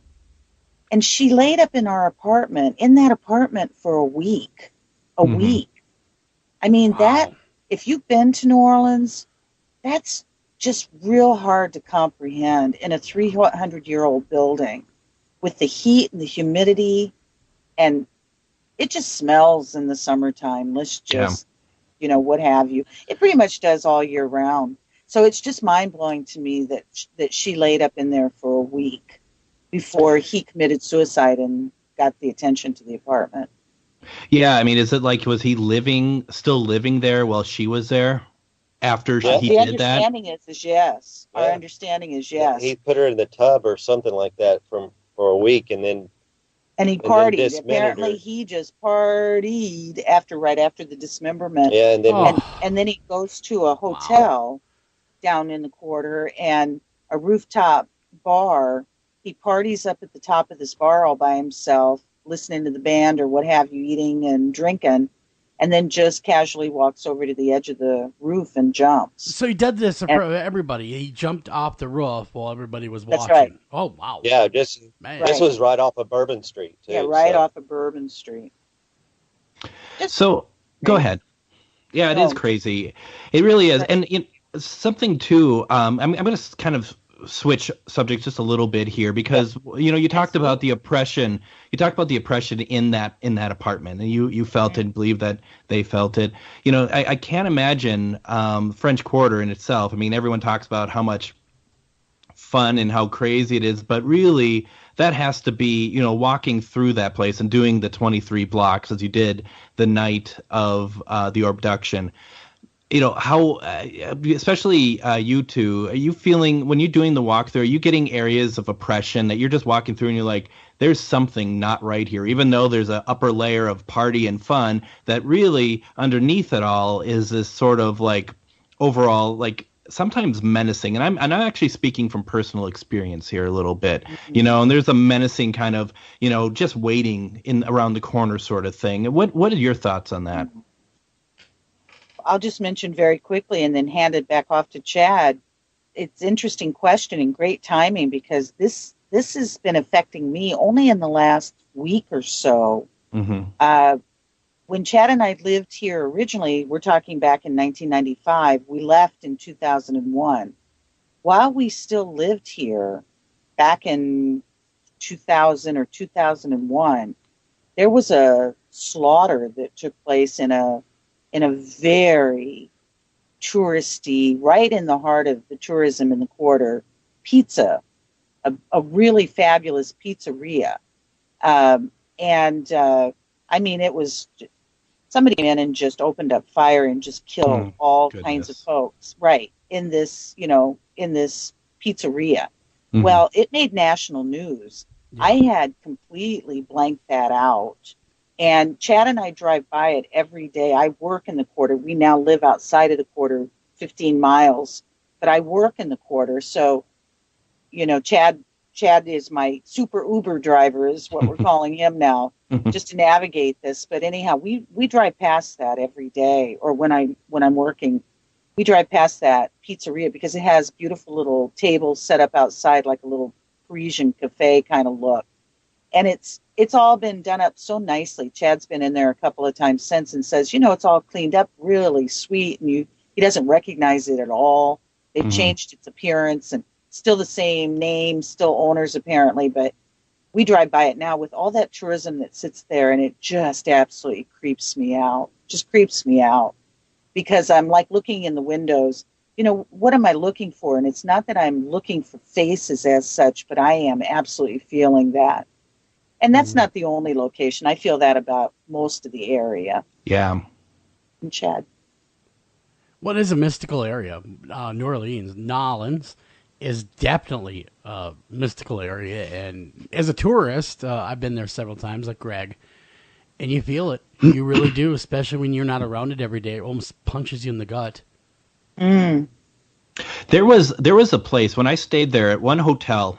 And I'll remember this. And this was before I started actively doing any work in the paranormal.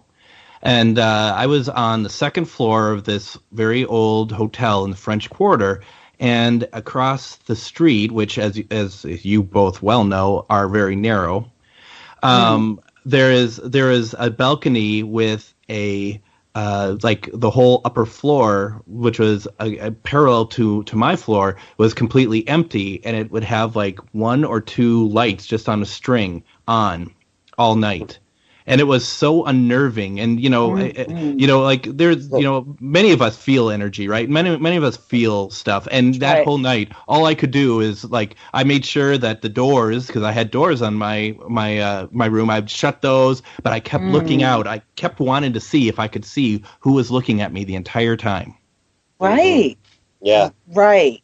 Well, I used to just be walking down the road. Or, down the streets, in the French Quarter, and I would hear, yeah, that's strange. And I'd turn around, and I wouldn't see anybody. I'd I'd turn back around, keep on walking, and and back in the day, I got long legs, I'd hit the street and just go, but I would hear my name called all the time. Wow. And it was that whispery kind of. Yeah. Well, you mentioned ghostly encounters, quite a few of them happening throughout your time, especially in the French Quarter. What was the strangest poltergeist? I mean, really, I want to backtrack just for a second. You'd also mentioned poltergeist activity in that apartment. I know not to go back there for a minute, but let's go back there for a minute. What do you mean by poltergeist activity? Are you talking about classic poltergeist activity, or do you think there was a ghost involved behind it? Well, certainly with Chad's, explanation to you about what he encountered on a very direct level, on a very personal level, that was enough for me to hear the ghosties in there. I certainly felt them from the moment we hit the property. Just again, as you said, being sensitive and just being awake and aware of these feelings. Many times I'd hear voices with nothing attached to them, speaking in language I didn't understand. In one particular event, Chad and I in bed, and I wake Chad up because I smell smoke, and he does the classic, you're just dreaming, go back to sleep kind of stuff. And strangely enough, because I never listened to Chad, I think I listened, and I must have started to fall back off to sleep again, and then there it was. Now it's coming up into our apartment, and had the bedroom door open, it's coming through. Get his attention again. Well, he's not arguing now because he can see it. We go flying out of the apartment and downstairs into the courtyard, yelling, fire, fire, because there's all kinds of folks that live around that courtyard. Those slave quarters had been converted into adorable little efficiency apartments, and we got the voodoo priestess on the other side in her big compound, and the chickens, and she's got a big snake, and all the buildings are either connected or so close together they're close enough to be connected. So any fire in the French Quarter is a 3-alarm fire. Oh yeah, because it spreads so just quickly. Yelling about our complex, we're screaming, and everybody's listening that's there and coming out. We're all standing in the middle of the courtyard, and we got several big old beefy firemen who have shown up. I mean, several, without trying to sound exaggerating. And there's smoke billowing out of that voodoo temple that's on the ground floor, very small location. It's very small, but I mean, smoke's billowing out of it.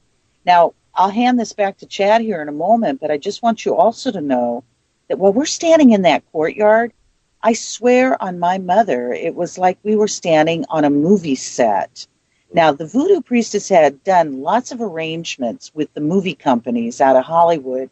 Anytime they wanted to do a movie about voodoo, hoodoo, or she-do, they made some arrangements with her.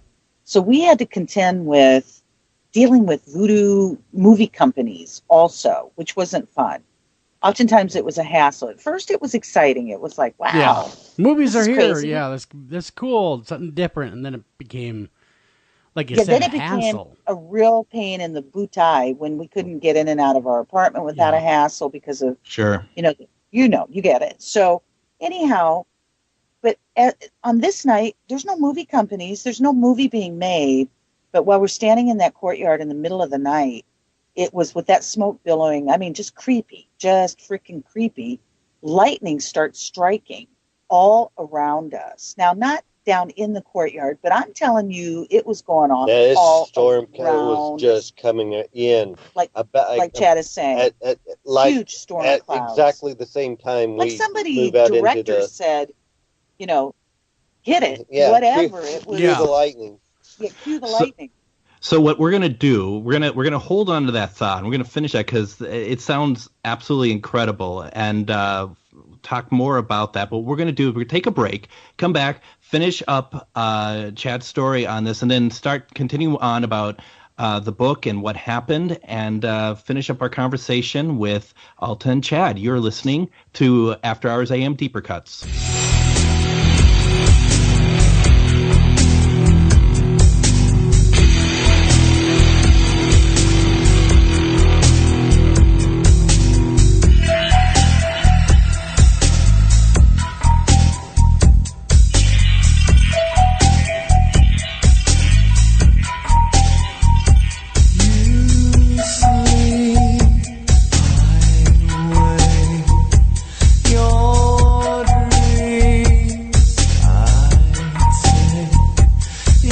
You're listening to After Hours AM Deeper Cuts. Cutting deep into what skews. This is Jen McGowan, founder of Wayward Souls Promotions, a company dedicated to helping individuals, teams, radio shows, and others that are seeking exposure for their individual events, conventions, and shows. We offer a wide variety of advertising, such as web-based article, social media posts, podcast advertisement, and so on. Contact us at paranormalpromotion@gmail.com, visit us on Facebook at Wayward Souls Promotions, and visit our website at www.waywardsoulspromotions.com.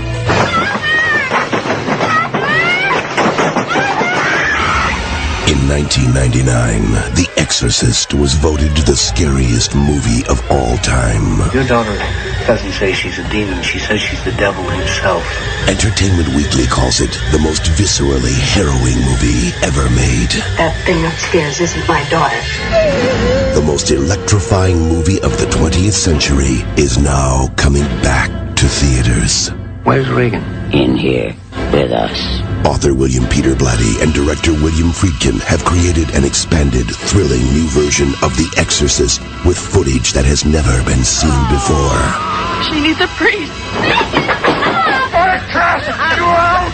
Don't miss The Exorcist in the version you've never seen. Possessing theaters everywhere. Rated R, under 17, not admitted without parent. You're listening to After Hours AM Deeper Cuts. Cutting deep into what skews.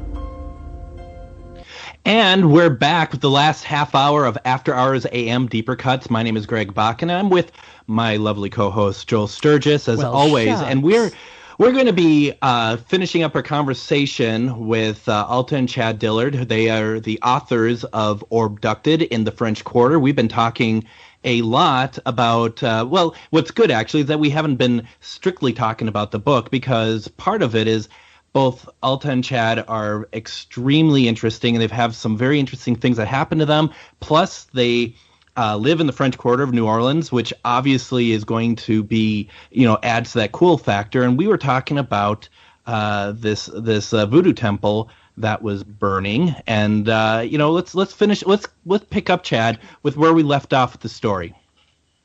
Yeah. So the firemen get there. It's the priestess, myself, maybe another person there, and then 8, 9 or so of these firemen, and she has all these the statues and her what are they called, her wedding? The altars. Sure, all throughout this one, it just was one big room, with all these altars and stuff. So we see the smoke, but there is no fire. I mean, there's nothing. Well, maybe a ceremony. And I mean, she's got candles burning, and this was the middle of the night, so there was no incense or anything like that going. It was just candles, and we're just looking and looking and looking. And finally, we get to the altar where she had it set up. It was their anniversary, her and the priest's anniversary, and she had made this shrine of her wedding dress and his wedding suit up on the wall, and then all these candles down below. And what had happened is one of the jars the candles were in burst, and it traveled across the floor. Now, it was a cement floor, but it traveled, I guess, the little trinkets and stuff that she had laying around, traveled up closer to the wall. It went up the wall, this little fire, and it stopped right at the pictures of the saints and Jesus and all. If it would have went on up above that where her wedding dress and everything was, it would have probably been a lot worse of a fire. Wow. Yeah, But, it would have been. I mean, the firemen were like, okay, it's all done here. Blow out all the candles. Let's go. Yeah, I mean, they disappeared very they were quickly. like, it's time to go. I would imagine. I would imagine. Now, over the break, we want to make sure we get this in there because it's quite a tale on its own. Is the public transportation loving werewolf? What's up with that? Yeah. Well, I lovingly call him Wolfie Boy. So this gets us now. We'll move on from the Voodoo Temple complex. Chad and I finally get our finances together. He's kind of an entrepreneur in the quarter, making a good name for himself, and I'm working in a very exclusive shop that is a family-owned business. They kept it in the family. They started the business in 1929. By the time I came on board in the shop, it's 70 years later. They are well established. They have 2 shops in the quarter. They have brought on a new hiree that we named Christine in the book. Mm-hmm. She, at the time, I'll just frame this for you. She's 24. Chad's 30. I've just turned 40. Age perspective. From the minute I first met her, it was like familiar. She was familiar. It's as if I had known her forever. So we got along very well, very quickly. She, being single, dated often. And she was tall, slender, long blonde hair, very attractive, just personality-wise, no drama queen at all. Very interested in the earth, meaning the goodness and the wellness of the earth. Very physically connected to the earth. She also is very, ecology and very interested in children's well-being, the goodness for children. So this is her personality. Real salt of the earth kind of gal is what you're saying. I mean, absolutely. Absolutely. And so she is dating a guy, and I say she dated him for a minute, and his name Will. When he was her polar opposite, he long dark hair, quite adorable, but dark, and had that kind of personality to me as well. She's very gregarious, him the opposite. So I called him Dark Boy. Well, when she decided that she wanted to date other people, she decides she's going to invite him over to her apartment. It's the afternoon, so keep this in mind, it's daylight. She has him, she's outside of her apartment. She has a big porch. They're standing on the porch. They're only a couple inches apart, face to face. She says that as she's beginning to break up with him, or just, nicely say, I like your butt kind of story, I want to see other people, she says he starts to become so upset. But then the way she indicates it is that he's also becoming what seems to be upset from the inside out. Just, very emotional. Well, as he's moving into that really emotional imbalance, is my words, she said he turned into she's looking right at him, and she says, I'll clean up the language. She says to me, he turned into a wolf. She said she turned her head away instantly, and I knew when she told me this, I knew she wasn't lying anyway. Yeah. It's not her style. Plus, I'm the only person she would tell this to, and I feel that that's because of my Native background. So anyhow, when she tells me that she turns her head away instantly, that's exactly what I did when I saw that, my words, floating, I don't know, hugeness in the sky back in 95. I turned away instantly. She did the same thing.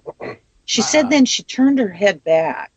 When she turned her head back, he must have shifted human and then shifted a second time. She said when he did it the second time, she said, and again, I'll clean up the language, in a very determined voice, you just turned into an effing wolf. Wow. And she said he responds to her in a very startled voice. You saw that. Now, that's Wolfie Boy. Now, in a very short amount of time after she has this experience, we then have our night of abduction. Okay. So Wolfie Boy seems to lead it off for her. And then now it's 1997. Chad and I are living in a very beautiful furnished townhouse, right kind of in the prime area of the quarter. And it has been, there's a lot of high strangeness that seems involved of us being able to move into this location. But we are counting our blessings. My mother is living in Little Rock, Arkansas at the time. She's not in good health. She wants to move to the French Quarter. We want her to move there. So we've pre-arranged, we pre-rented a mother-in-law cottage in our courtyard. There was beautiful little apartments in our courtyard behind us. We had this all arranged. My mom was coming for my 40th birthday. Well, that was not meant to be. My mother went into a coma the day before my birthday and then died on my birthday in Little Rock, Arkansas. Chad and I, just trying to get through that. That was too big of a shock for my system. Yeah. I wasn't handling things well at all. Chad was not doing well either, but better than I was. We take care of my mom's affairs. We get back to the French Quarter. I'm suffering much greater than I could have ever imagined. And so what I do is I throw myself into work. So now I'm becoming kind of a workaholic. And I'm extremely angry. I'm sad. I'm all these emotions. Christine asked me if I want to go out one night after work into the quarter to have dinner and drinks. This was about 3 months later. Thank you, Chad. Okay, this is after your mom had passed. That's right. You went and dealt with her stuff, and you came back to the quarter. She's, as a friend, probably said, hey, do you want to go out and have a couple drinks? And that's really where it all kind of goes downhill, so to speak, during that time, or are we not quite there yet? Oh, this is when it all begins, as far as our night of abduction. I agree. She asked if I wanted to have dinner and drinks in the quarter. I say yes. We contact Chad. Our apartment, our townhouse was only a couple blocks from our shop. I knew that Chad would want to join us, so Chad meets us over there on foot. The French Quarter, I indicated, I believe, wrong in the book, or it was printed wrong. I believe it's about 13 blocks square. We're going to have a night of spontaneity. None of us have children. We don't answer to anybody. We have no plans. We're just going to start off on foot and go from one end of the quarter to the other. Stop wherever we please. From the minute we step outside of the shop, it's 9:30. I remember taking note very quickly and mentioning, and I don't know how to explain it to you other than to say it's what I did. It felt weird. The energy around us felt weird. Like almost charged, maybe? Like a charged feeling? That's a possibility. I just don't even know how else to describe it because, you've all been there. The quarter has a strange weirdness anyway to it. But this was off to me. And so we just kind of took note of it. We start on the famous Bourbon Street, and we're just going to cross the quarter. Just go down Bourbon and stop wherever. There's a lot to our first experience, but again, time allotted, I'll move beyond that. We have a lot of what I consider high strangeness right from the beginning, which is from the moment we hit Bourbon, there's no people. And what I mean by no people is I've always said consistently there are a few scragglers. But, I mean, there are a few humans, but, I mean, there's no people. And it's like we've come out to have a party that night, to celebrate, to try to hear revelry or something besides my sadness, my pain, and there's no people. Every location that we stopped across the quarter, and I'm going to get us to that night, to the corner of the ORBDUCTED. Every place we stop, there are no patrons. If there's restaurants, there's no wait staff. If there's bars, there's one person that might be a manager or a bartender. But, I mean, there's nobody. There's no customers. There's nobody. Wow. So by the time, right. And we're talking That's the Bourbon whole thing. Street. That is like the street that never sleeps. Right. And we also, we hit some of the local places where, okay, well, if the tourists aren't partying, then everybody's off work. So, the local places will be partying. And even again, when we went to the local places, again, dead, nothing, nobody, So, here we have, now we're at around 11 o'clock. So we're out there an hour and a half. We stopped at 3 different locations and nothing. We don't stay at any of them. And so I'd like to mention, to the best of our knowledge, none of us had anything to drink, nor were there any drugs, nor were there anybody around to drug us. And I've often said that would almost be welcomed. But that's not our experience, at least not our knowledge. So we're now we're at our last location. We separate from our friend a few feet. There's a stoop. I go sit on the stoop. Chad's with me. I'm saying to him consistently over and over again, I just want to go home. I am so bored. I just want to go home. He's in agreement with me. Now, again, take note, it's around 11 o'clock. That's the last thing the 3 of us remember collectively is 11 o'clock. The next thing I know, it's the next day. It's somewhere between 8 and 9 the next morning. I don't wake up. I come to, sitting up, Indian style, on my brass daybed in my living room. I'm rubbing my arms. My eyes pop open, and the sun is blaring through my window. I can't begin to tell anybody the insanity that I'm going through inside my soul, my head, my brain, my consciousness, because I'm the only one, it would seem, out of the 3 of us that would appear to have what we call memory of the in-between. And so I've got that memory that's just rushing all over me as I'm coming to, rubbing my arms. I feel something in my upper arm. I'm now in an immediate panic. Where is Chad? Where is our friend? This is all hitting me all at one time. What was in your arm? Did you ever find out what was in your arm? Was there anything implanted? Well, others call it an implant. Again, I understand that, but I just, for my own purposes, my own voice, which is the only reason we're public anyway, is just to have our voice heard. I don't call it an implant because I don't have memory of it being implanted, but it's definitely there. It's definitely in my upper arm. I've got x-rays. There are pictures of the x-rays in the book. Those x-rays are very mundane looking. So it's hard, and I don't expect anybody to believe anything anyway, because I'm not here to prove anything, just to share with you what we've been put through. And what's in my arm, I have no idea. Because I have no idea, I call it the unknown. It was as bizarre as all the rest of it, just from the jump. But I'll just preface also, when I had to get my original x-rays, this object chose to not take a picture the first 2 times. Now, there's so much to all of that. It would just, most of that was all removed out of the book by the people who published the book. They chose to just condense the book to what you've received. But that was all originally recorded because it is so bizarre. And I have no idea what this is. And you've never had that removed?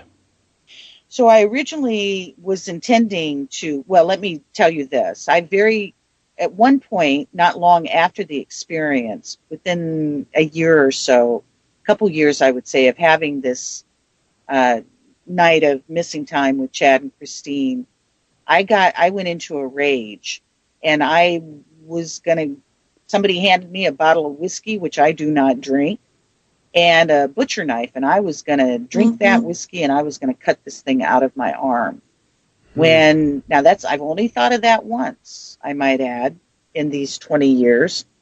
But when I got the blade up close to my skin, I just very clearly heard, it was my own voice, but I absolutely felt it was coming from somewhere else. Did I have any idea how bad that was going to hurt? And so it stopped me. And so I've never tried since. I originally got the x-rays via Dr. Roger Lear. Dr. Roger Lear made his name. He's a podiatrist who's now crossed over a few years ago. But the world learned about Dr. Lear because he wrote a book called Alien in the Scalpel. Dr. Lear was the only one that I understand in the world that was involved in removing these objects. Yeah, I interviewed Dr. Lear some years ago, and very convincing and compelling evidence, the things that he was taking out of abductees.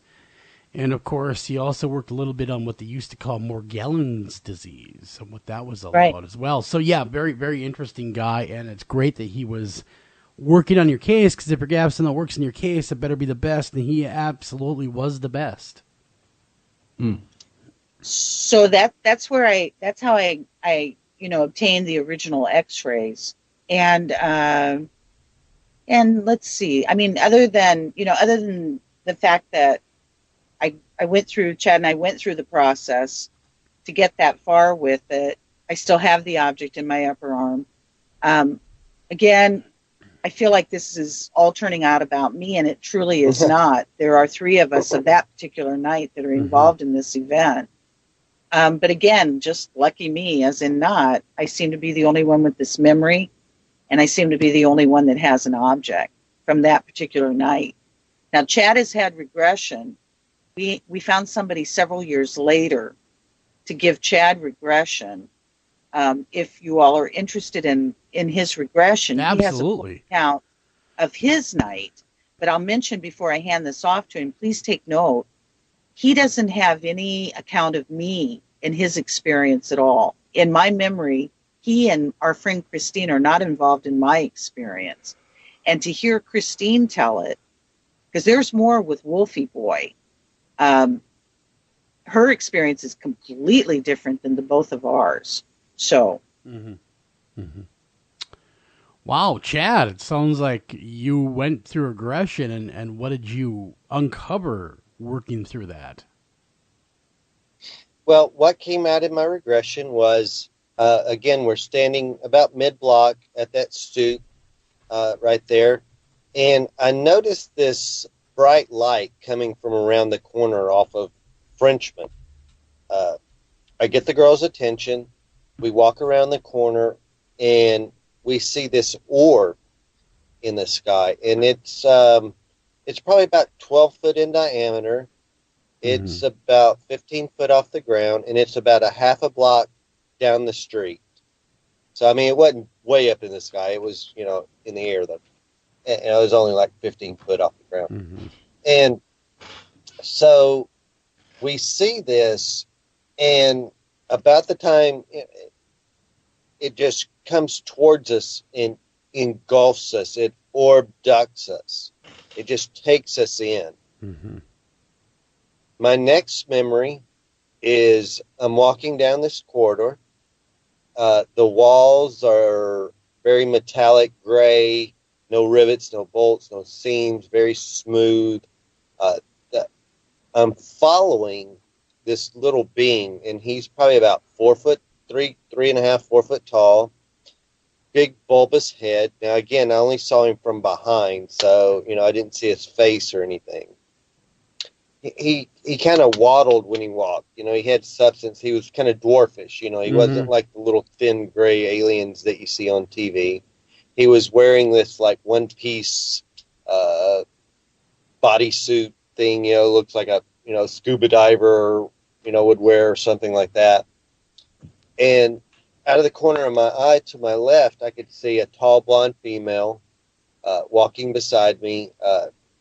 I didn't turn to see if this was our friend, but this kind of describes our friend. Sure. My next memory is I'm in this other room. I'm in this huge room. It just seems infinite. It just seems huge. It goes on forever. Very dark. I could not see the walls or how big the room actually was. Off to a distance on my left, I could see a tall blonde female laying on an examining table.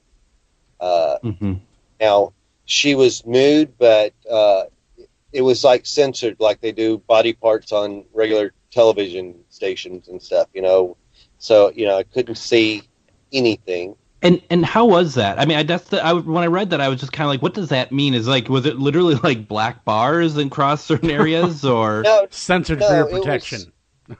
It was just kind of muted, from your mind. Yeah, blurred, if you will. Blurred, yeah, that's the word. Yeah, just real blurry. You could see color and stuff like that, but you couldn't see detail, right? Mm-hmm. Right. But there were three beings around her, one on each side, and one at her head. She never seemed to be in distress, almost like she was, unconscious. Yeah. So, wow. And so, how many human beings did you run into on this ship that you can remember? Only thing that I saw human, or that looked human, was this person laying on the. Okay. So it wasn't like they're going around the French Quarter and grabbing people like a bus stop. Right. Yeah. It was just her and I, and there's these three tall, 7-8 foot beings around her. They look very buggish or praying mantis-y kind of looking. The crooked arms, and their mouths were real close to their chin. Big eyes. Now their eyes weren't up on top of their head; they were more kind of centered into their face. Yeah, they sound beautiful, like a bunch of beautiful aliens there. Yeah. Well, no, I know, but when you saw that, it had to have been just such a culture shock. You're seeing these things that look like giant insects. I don't know, man. That would have driven me nuts. I mean, just with fear, to be honest with you, like just a total fear crisis moment.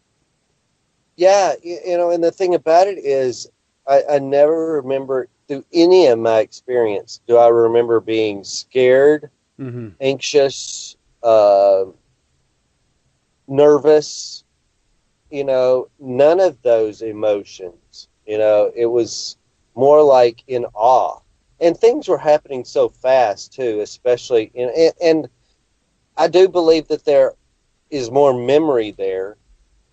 Because there's, I have, I'm going from a hallway to a room to another room, without any in between. How did I get to each place? Or, I don't remember walking through doorways and stuff like that. So, I do believe there's a little more information out there or in there. And, but and again, I'm focusing, I see her laying on the table. And then I turn, to my right, and I see another being, and he's this little blue being. He's this bright electric blue, and he looks like the ones that you see on TV. Sure. Instead of, he's not gray, he's this vibrant blue. Again, big bulbous head, almond-shaped eyes. Yeah. Very thin, very small. The normal run-of-the-mill garden variety alien. Yeah. Right. Gotcha.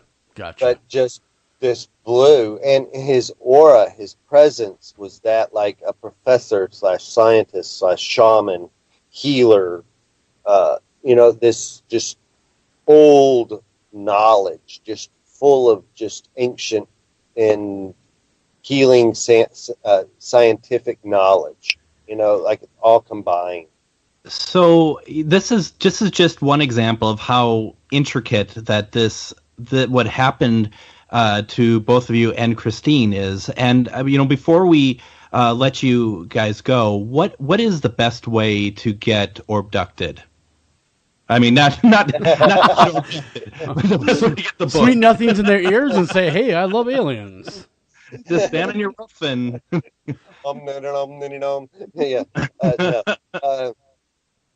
Yeah. Well, right now you can find us on Facebook or Abducted in the French Quarter.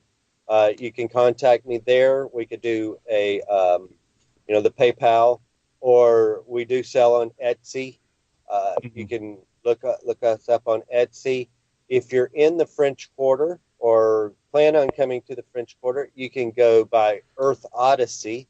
They sell our book. This is where Alta's working now, so they sell our book for us. And also on October 19th, we will be doing a book signing at a place called Gallery 2. It's on the 800 block of Royal Street.